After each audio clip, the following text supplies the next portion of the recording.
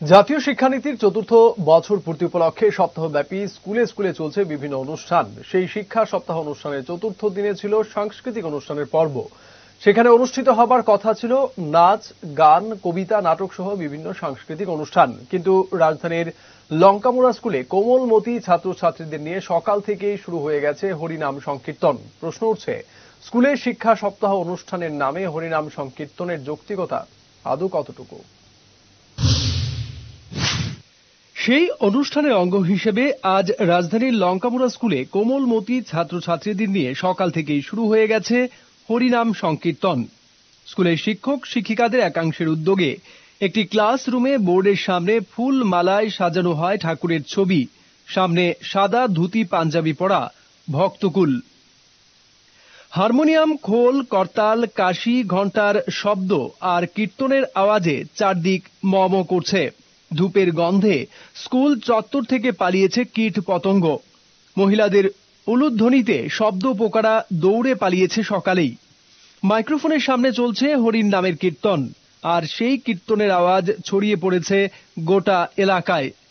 শ্রাবণ মাস পদ্মপুরাণের মাস হবার কারণে অনেকেই মনে করেছেন এটা সেই মনসা দেবীর পুঁথি পড়ানোর কীর্তন। কিন্তু সেই লঙ্কামুড়া স্কুলে শিক্ষা সপ্তাহের অনুষ্ঠানে পরিস্থিতিটা ছিল ভিন্নই। হারমোনিয়ামে ভক্তরা হাত রাখলেও খোল, করতাল আর হাততালি দেবার দায়িত্ব ছিল স্কুলের কোমলমতি ছাত্রছাত্রীদের কাঁধেই।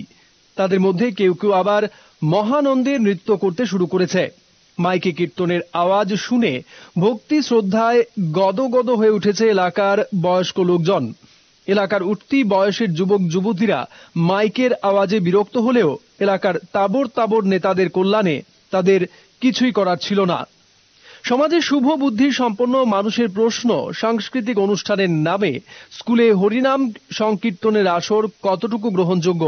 যদিও এই কীর্তনের আয়োজক স্কুলের প্রধান শিক্ষক বা অন্য শিক্ষকদের তাতে কিছুই আসে যায় না। তারা তাদের কীর্তন জারি রেখেছে সমান্তরালভাবেই। ঠাকুরের নাম নেওয়া বলে কথা।